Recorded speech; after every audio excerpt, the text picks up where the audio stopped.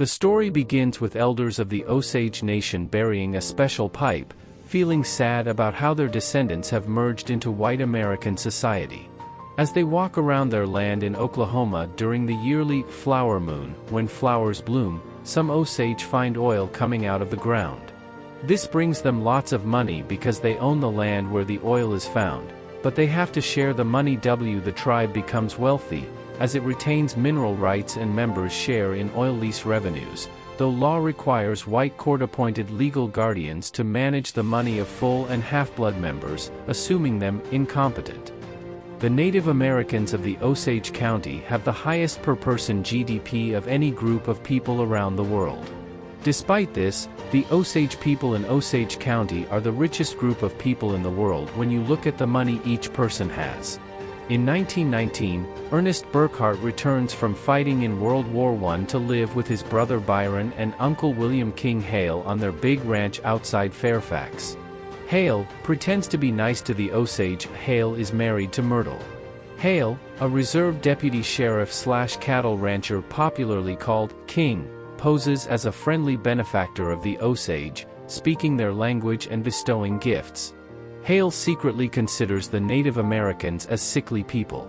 On Hale's watch there have been several deaths and murders of the Native American people, which were never investigated. Strange things happen on Hale's land, with some Osage dying mysteriously. Ernest and Byron commit armed robbery by robbing other Osage. Ernest meets Mollie Kyle, who owns land with oil, while working as a cab driver. Mollie's mom is sick, and she has no legal guardian. Mollie is having trouble with the accountant Pitts Beatty to get access to her head rights so she can get her money. Ernest takes the time to learn all about Osage history and culture and falls in love with Mollie. She used to be married to Henry Roan, who now works for Hale, and they have 3 kids together.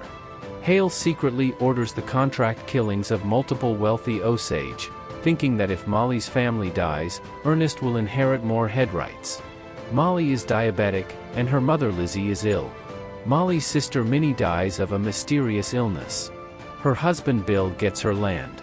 Hale tells Ernest that if Bill dies, Mollie's land will go to her and then to Ernest. There are also Mollie's other sisters, Retta and Anna. Hale orders Byron to kill Mollie's other sister, the rebellious Anna. Byron worked with Kelsey Morrison and together they shoot Anna in the head in a canyon. Lizzie and the Osage Council blame the white people and urge the tribe to fight back. Barney McBride, a white oil man, is selected by the Osage Council to travel to Washington, D.C. to seek government help in solving the murders. Barney is attacked and killed in Washington by unknown assailants. Bill Smith marries Minnie's sister Retta. A movie about the 1921 Tulsa Race Massacre, in which white people destroyed a Native American community and killed numerous residents, makes the Osage worried they might be killed too. Lizzie dies and sees her ancestors welcome her in the afterlife. Hale orders Ernest to kill Mollie's last sister and her husband, but Ernest fails. Ernest makes a deal with Blackie Thompson to kill Retta and Bill Smith, by offering him his red Buick, but Blackie gets arrested and spills the whole deal to Hale's cops. Hale paddles Ernest inside a Masonic temple as punishment. Hale controls both the local sheriff and judges, so nobody looks into the murders. The Osage Nation representative Barney sent to ask for help is murdered in Washington. Mollie hires a private detective William J. Burns, but Ernest and Byron beat him and run him off of the reservation. Hale and Ernest work together to kill Henry and make it look like he killed himself. But the shooter John Ramsey that Ernest hires shoots Henry from the back of his head and forgets to leave a gun in his hands, making it look like a murder. Many Osage people leave town because of this latest killing. Hale orders Ernest to murder Retta, Mollie's last remaining sister, and her husband by having criminal A.C. Kirby blow up her house. Mollie inherits all her family's head rights. Despite her illness, Mollie travels to Washington with an Osage delegation and asks President for help. Because of this, Hale orders Ernest to poison Mollie's insulin to slow her down. Mollie's condition worsens, and Ernest exhibits similar symptoms after taking the poison himself. The Bureau of Investigation sends Agent Thomas Bruce White Sr. and assistants to investigate. They quickly find out the truth. Kelsey is arrested and admits to the entire truth. Hale tries to liquidate the properties he has to get out of town and run away. Hale gives Blackie a tip to conduct a bank robbery and simultaneously informs the cops about the heist. Hale hoped that Blackie would be killed in the shootout, but he is arrested instead. Blackie tells the agents about he was paid by Ernest to murder Retta and her husband. Hale tries to cover his tracks by murdering his own hitmen, including AC, but White arrests Hale and Ernest. Ernest confesses and tells everything he knows. Ernest testifies against Hale. 2 agents are sent to question Mollie and find her near death.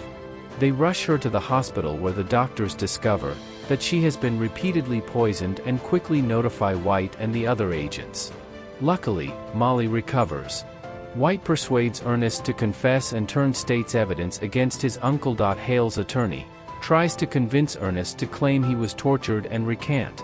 However, after one of his daughters dies of whooping cough, Ernest testifies against his uncle, believing he needs to be there for his family. Hale unsuccessfully tries to have his nephew murdered. Mollie meets with Ernest after he testifies but decides to leave him after he refuses to admit to poisoning her. In the end, Ernest and Hale were convicted and received life sentences. But both were paroled after years of incarceration, despite Osage protests. Byron doesn't go to prison because the jury can't decide. The Shawn brothers, who gave Ernest the heroin for Mollie and were implicated in other wasting deaths, were never prosecuted due to lack of evidence. Mollie divorced Ernest, married a man named John Cobb, but she dies because of her health in 1937 at the age of 50. She was buried with her parents, sisters, and daughter. If you enjoyed the story, please leave a like. And this other video that's probably appear on the screen now will likely move you to enjoy the session, and until the next video.